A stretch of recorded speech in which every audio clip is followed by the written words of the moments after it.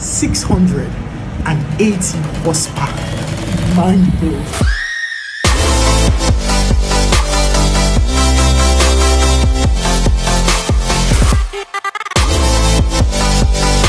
Alright guys, welcome to Purely Cars, and this is another segment of Collins, Cars and Coffee, but no coffee today again. But we have a beautiful car that we'd like to talk about. You have me, looking kind of good, I think. Alright, so the vehicle we'll be talking about today is a 2023 Mercedes-Benz AMG C63s. That's a very long name.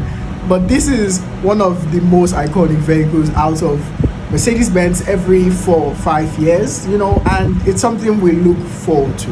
And this car is a bit controversial, but this car is coming out with 680 horsepower. Let me put that in context a bit. That is more power than the Lamborghini Urus. That's more power than the Lamborghini Huracan.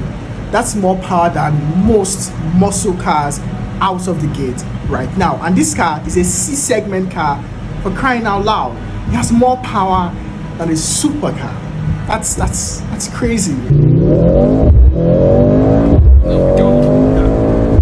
This car is based on the W206 Mercedes-Benz C-Class, and that was released very recently. It's very similar in design traits to the Mercedes-Benz S-Class. So you have a very pearl-like creamy front, very smooth, very subtle, and then the front bonnet is just long and very nice, and the rear is very tapered. So it's an evolution of the last generation design, and it's a very tasteful one. So you got that headlight stacked, looking very nice. You've got the grille oversized but not in your face, and you have the lower splitters. So it's a very well tensioned design, very well balanced. It's cohesive, and I love cohesive designs. So compared to vehicles like the BMW M3, this is more subtle, it's more simple, it's more like the businessman sports sedan.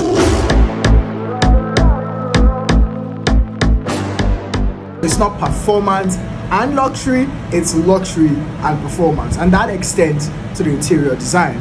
You got nicely trimmed leather seats, and you have digital displays. You have one for the driver information, and you have another one for your infotainment. Mercedes-Benz is pushing for a more digital interior interface. Now, for most people that love their cars to be as high-tech as possible, that's all well and good, but I like a more subtle and simple design trait. While the steering wheel is nicely trimmed, it's a bit too cluttered. You have double stack rows of controls, you have volume control, music control, and there's just too much going on there, or it's not as well integrated as the last generation was, in my perspective.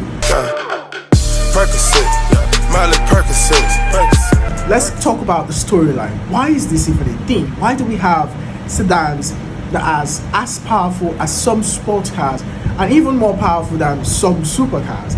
And all of this started with BMW and Jaguar. So Jaguar in the 60s, BMW in the 70s and 80s. They wanted to create a sports car for the businessman. So 4 doors, a lot of seating room, but a lot of performance. And now it feels like Mercedes-Benz has taken it one step further. So while this segment was established or initiated in modern times by BMW, Mercedes-Benz wants to up the ante. So they're doing that with 680 horsepower. That is a lot of power. It's nice, right? So it's more like the vehicle that can go ridiculously fast when you want it to, and then very luxurious when you want it to. So you got sport mode and you got comfort mode, and basically the car can be tuned to your very need or very whim. I'm not particularly sure it's for me though, but if it's for you, it doesn't get better than this.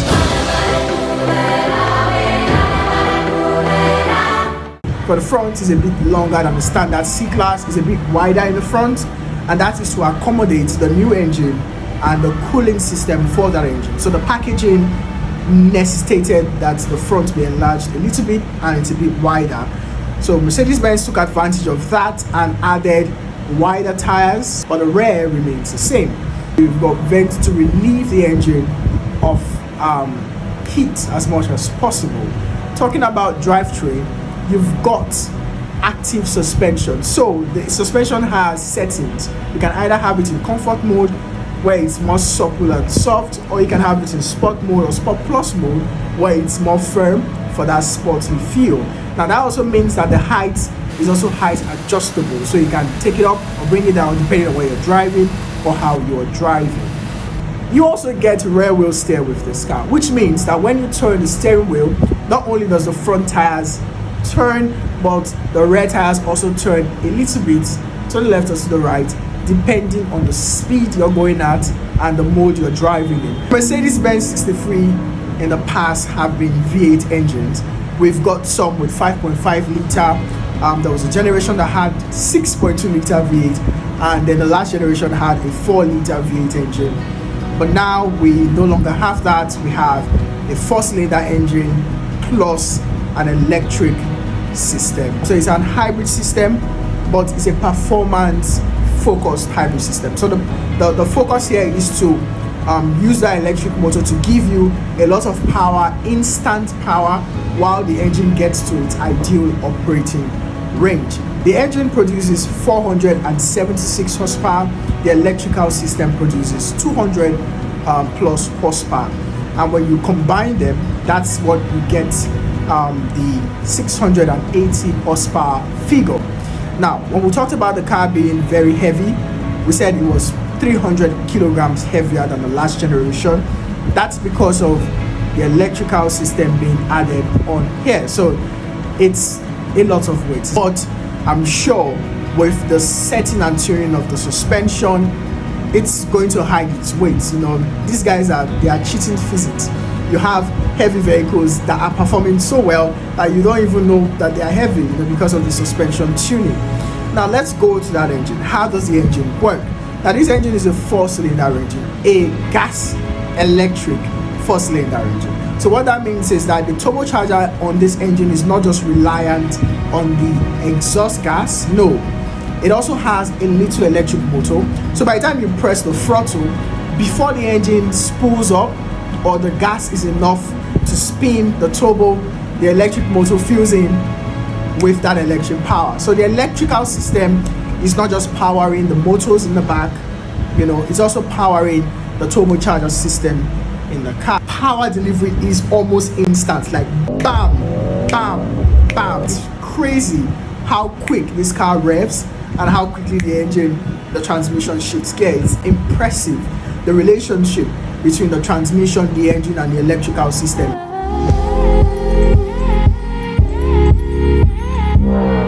This car is no longer a rear-wheel drive car. It's now an all-wheel drive car. So you have the 4MATIC system here. So which means that power is being sent to the front and to the back. But the power distribution front and back is more 60 back, 40 front. So it has more of that nice sliding feel, and it won't be boring, trust me. So while it's an all-wheel drive vehicle, it's dynamic. So the computer is constantly calculating exactly the tire to give power to either give you that fast acceleration or to give you a nice, curve around the bend. There are a lot of systems here to make your drive in this car seamless, basically quick and seamless. So it's going to help you get to crazy speeds almost effortlessly if you know what you're doing. So performance figures again: 0 to 60, 3.4 seconds. Top speed 174 miles per hour. I can't really wait to get behind this car. I hope I really get behind this car soon, and cause problem on 3rd Mainland Bridge, right. If you're going for this car, cost is not your worry, as you think, right?